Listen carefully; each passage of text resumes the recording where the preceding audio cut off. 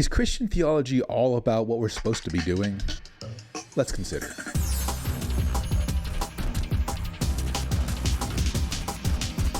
Hello, philosophers. I'm Chico. Welcome to the Philosopher Channel summary of the Summa Theologica. Today we're looking at Article 1.1.4, whether sacred doctrine is a practical science, and that is as opposed to a speculative science. And what is the difference between the two? Well, in commenting on Boethius' On the Trinity, Aquinas gives the following definition. It should be said that theoretical or speculative intellect properly differs from the operative or practical in this. So in other words, the speculative science versus the practical science, here's how they're different. That the speculative has for its end the truth it considers, whereas the practical has for its end the putting into practice of a known truth. So, for example, the knowledge of how to make good coffee.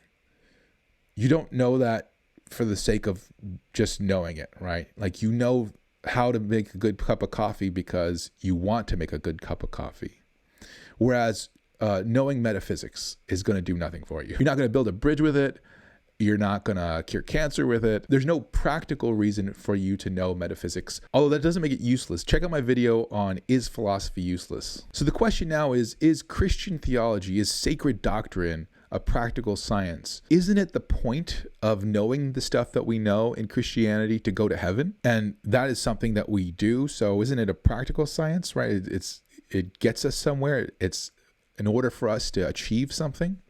Aquinas is going to say no. The point of knowing in Christian theology is to know God simply. And getting to heaven is only secondarily a reason for knowing these things. So with that said, let's look at Aquinas' position. Aquinas says that every practical science is concerned with human operations. And he gives the examples here of first moral science and then architecture. Moral science, the idea of it is concerned with human acts. In other words, it's about what humans do.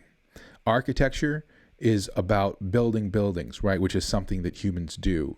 So that's what practical sciences are all about. They're all about human actions. They're all about human operations. Sacred doctrine is chiefly concerned with God, though. So in other words, not chiefly human operations. Though he does say here that God's handiwork is especially man. So Aquinas says it is a speculative science, not a practical science. And here's his argument for thinking so.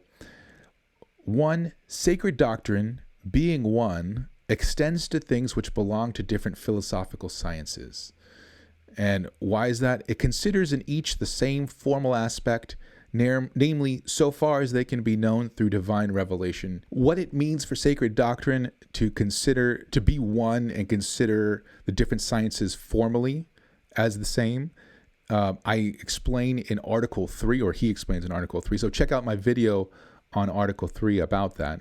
But yeah, so sacred doctrine is one of those things that can extend its tendrils out to the many different things that are being studied by different sciences. And among the philosophical sciences, we have the speculative and the practical.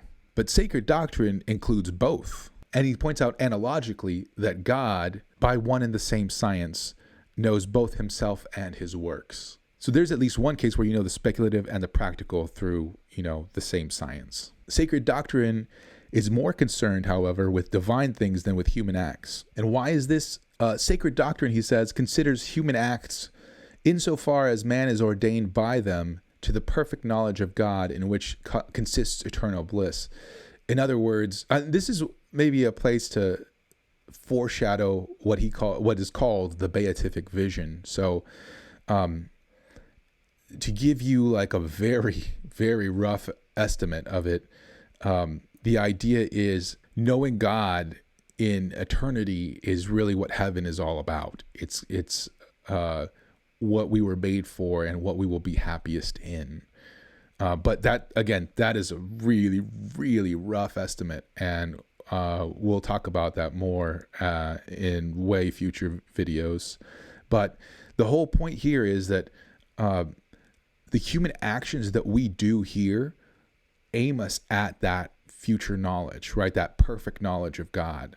So that's the only reason that we're hearing about these human actions in the first place. It's to get this knowledge of God. So if it's all about knowledge of God, then this is going to be a speculative and not a practical science. Now, he says that this is sufficient to answer the objections, and this is one of the kind of the drawbacks of the way I'm doing this, is that I do the objections at the end, where he starts off with the objections. So you kind of get this skin in the game where you're like, oh, how's he going to answer these objections? And I've already blown it because I've already answered the objections here, or he has, but I've already covered the answer to the objection here. But we'll look at the objections anyway. In the Metaphysics, Book 2, Aristotle says that a practical science is that which ends in an action, right? So the goal of a practical science is the human doing something, right? Making a cup of coffee, building a building, something like that. Sacred doctrine is ordained to action, though, right? And from this, he uses the verse, James 1:22, be ye doers of the word and not hearers only. And just think about, that makes a lot of sense. We don't want to just know what God says. We want to actually do what God says. Otherwise, what's the point? And Jesus talks about this a whole lot too. And think about how gnarly that sounds, because it's saying, don't just know what God says, but actually take action upon what he says. It sounds like taking that action is more important than knowing, which, seems like that's practical science, right? So therefore, sacred doctrine is a practical science, says the objection. But hopefully from what Aquinas has already said, you can guess what the reply will be. Remember, he says that sacred doctrine considers human acts insofar as man is ordained by them to the perfect knowledge of God, in which consists eternal bliss. So the whole reason why it's telling us to do these actions is because that's part of what is going to give us this eternal knowledge of God. Like it's sort of like the life you live is going to create out of you a particular kind of a person, and that kind of a person in eternity will mirror the way that you know God. So if you're a better person, you'll know God even more. And so, but you can see the goal of doing these actions will be to know God even better in eternity. So ultimately, the goal is knowing God. So that's what it's all about. It's got to be speculative. Objection 2, sacred doctrine is divided into the Old and the New Law, right? There's the Old Testament and the New Testament. So you get the Old Law, that's Moses' law, and the New Law of Christ. Law implies a moral science. Moral science is a practical science, so sacred doctrine is a practical science. And again, from what he's already said, we can glean that sacred doctrine is more concerned with divine things than with human acts. And in fact, it's only concerned with human actions insofar as it leads to this knowledge of God. I think it might be helpful, by the way, if you think about knowledge as a knowledge of a person as love of a person, right? That to truly know a person is to love a person. And that's the idea here, that like, because you might wonder, like, so are we just going to get this knowledge of God and we're going to sit there just thinking about it? Like, oh, this is great. Yeah, I'm thinking about God. No, like, we're going to get to know him more and more and more.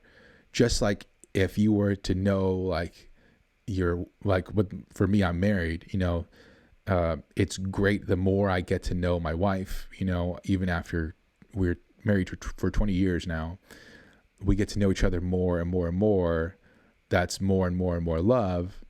Sort of the same way with God, you need to know him more and more and more, except for he's an infinite being, so you can never get bored, right? You can never just be like, okay, I've heard all your stories, God. Jeez Louise. You know what I mean? Like, it's not like that. I'll probably bring it up again, but C.S. Lewis puts it this way. He says, it's like the best book you've ever read, and it never ends, and each chapter is better than the last. That's what knowing God is going to be like, getting to know him better and better. And, the more you follow his law here on earth, the deeper relationship you can have with him in eternity is the idea. So that's all for Article 4. I will see you guys in the video for Article 5. Have a great day. Adios.